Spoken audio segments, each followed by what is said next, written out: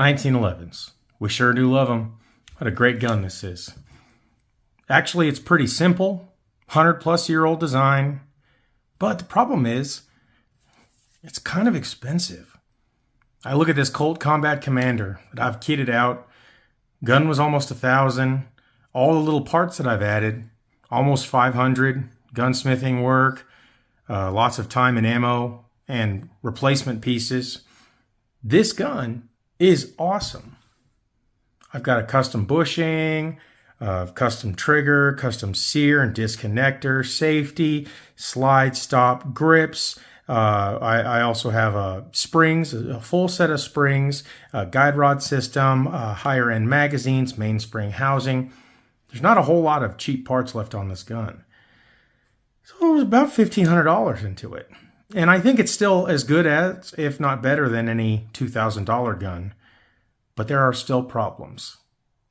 So what I did was I decided I was going to start and take everything that I had learned from this, which I shouldn't have started with, and go with a cheaper gun. Enter this Tisas 1911 A1 Service, a gun that was $350, thereabouts. Tisas is an interesting company that has actually been brought in as a competitor in the CMP program instead of Colt, Para-Ordnance, or Springfield Armory. Unbelievably, when people want to talk about a CMP service pistol, Tisas, it comes up first, which is unbelievable. This gun, in its bare bones formation, was a good pistol. And I think, though, that with some very basic, simple modifications, it can become a great pistol. And I have less than $500 into this gun. And I would say that it shoots, not the same as, but at least in the same league as one of these that has a lot of money into it. Remember in Lord of the Rings, the Two Towers, right at the Battle of Helm's Deep, Aragorn walks up to a young boy who's getting ready to fight. He's probably 12 or 13, and he says, "Is there no hope?" And then Aragorn walks up and says, "Give me your sword." And what he said was, and he's after swinging it around a little bit, he said, "This is a good sword. This is a good sword." It was balanced. It had the right amount of weight. Even though it was full of chips, it was a good enough sword to fight with. At least take that into battle with you. The thing about these Tisas pistols is that you are not going to get a good sword every time. You're going to find one that's sloppy. You're going to find one that's rattly. You're going to find one that has some misfit parts. But what you are going to find every once in a while is a really good one. And so at a gun show, I grabbed this pistol next to one or two of its other identical counterparts and found out that this one had a good frame to slide lockup. See how it squishes the oil out the back? And it had a good thumb safety. Now, this is not the factory trigger. I've replaced it. But what is cool about this gun is that this is a 9mm 1911. And what makes 1911s in 9mm unique is that there's actually multiple designs. One of them includes the feed ramp, fully supported barrel, and some of them don't. For instance, in this 9mm 1911, you see how there is a frame mounted feed ramp, and that there is a barrel that comes down that looks a lot like the 45 ACP barrel. This one also has a very thin pencil barrel to it, which is kind of an interesting, unique design. I actually had to have a very special custom bushing made just for this gun. This one, interestingly, has a fully supported barrel integrated feed ramp. And it requires a special modification to this gun to have this type of ramp. So one of the things Tisas did was take the Clark/Para design and add it to this pistol. What you now have is a basic service model GI pistol that has a next-gen series of parts in it. What's really cool about that is that that makes this gun technically feed more reliably than one of these. Now, with a good magazine and being broken in, this gun is absolutely reliable. I've never had one single issue with this Tisas. So let's talk about a couple of the things I've done. I really like this black murdered out design. These grips are plastic, they're garbage, but they look cool. This trigger, I wanted an extended blackout trigger. Mine did not come with a hump in the back like the Army model, and it had this flat mainspring housing here. It is metal, which is interesting. My Colt was plastic. What this one didn't come with was this long trigger, which I bought on eBay. The next is that I actually had a Nighthawk Commander series bushing and plug that I installed. Now you can kind of see that there is a round barrel kind of chamfer on this, or exterior, chamfer on there, and that this is flat. It doesn't look perfect, but it still looks pretty cool in some ways. So this actually tightened up the barrel geometry and helped bring down the size of my groups, which was great. And it dropped straight in.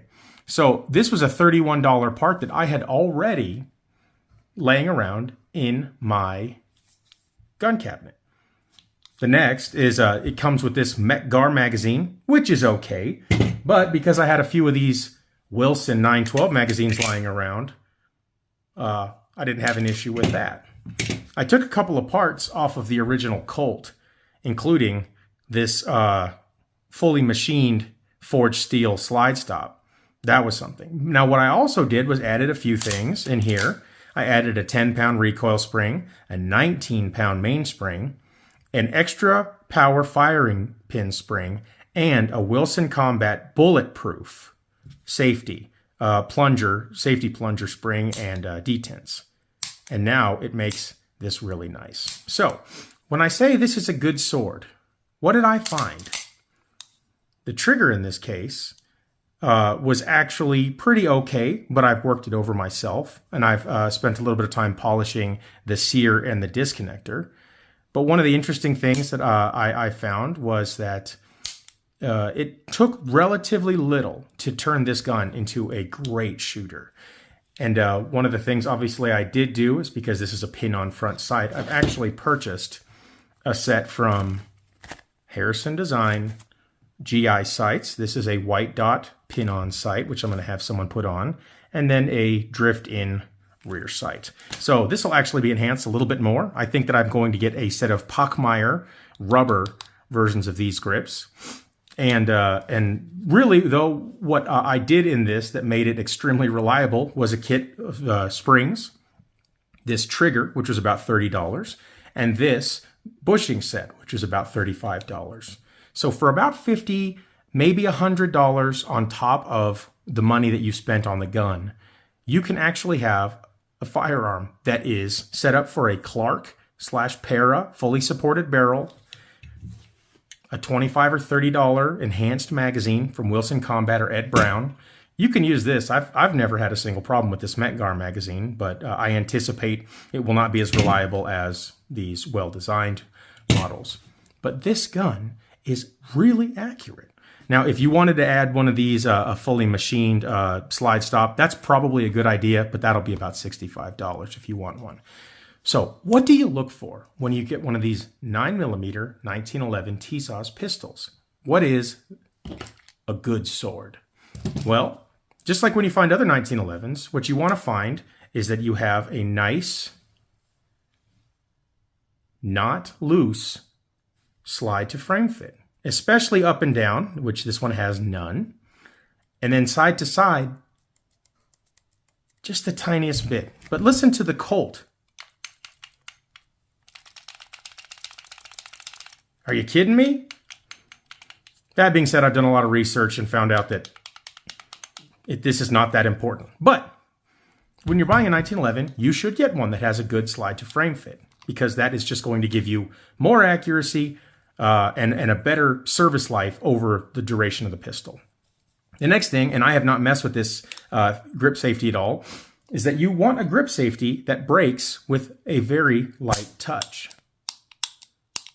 See, there are some folks, and if you watch Beretta 9mm USA that talk about this, you will see that there are grip safeties that need to be pressed all the way down almost before it will release.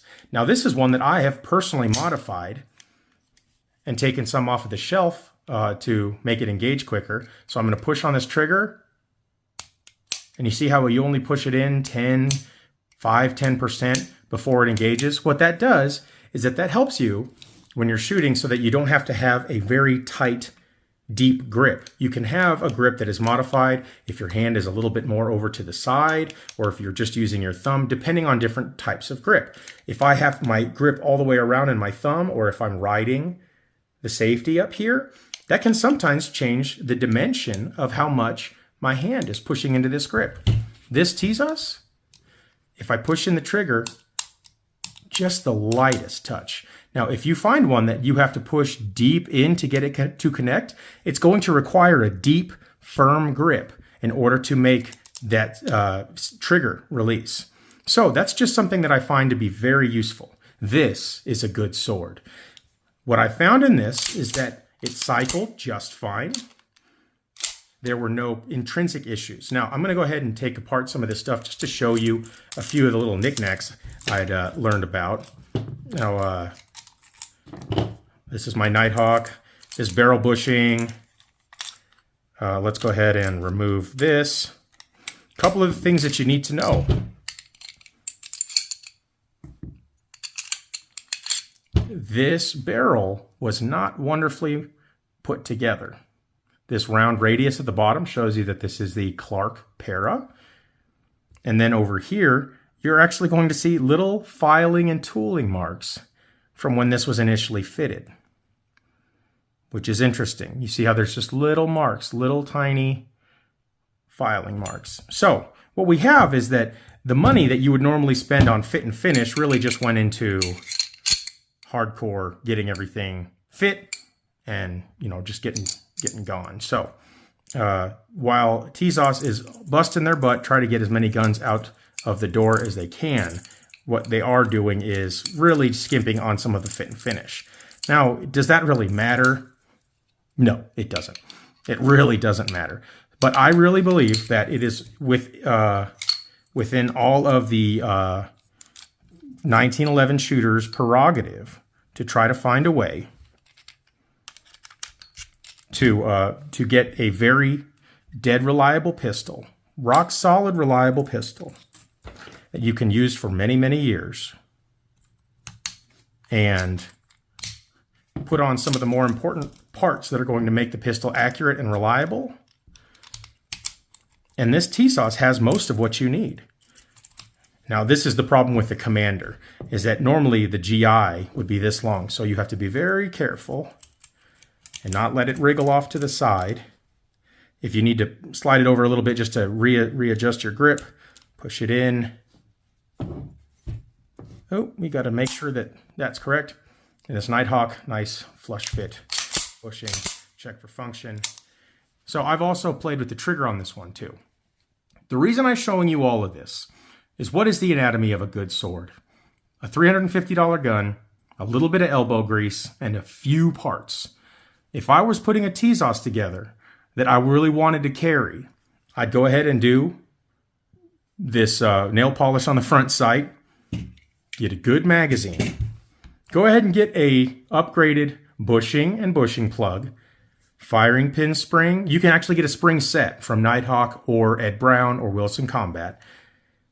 This lighter mainspring because it's a 9mm. You're going to want your plunger system here. That's about $10. And then get yourself a good trigger. If you have the hump on the back, that short trigger's just fine.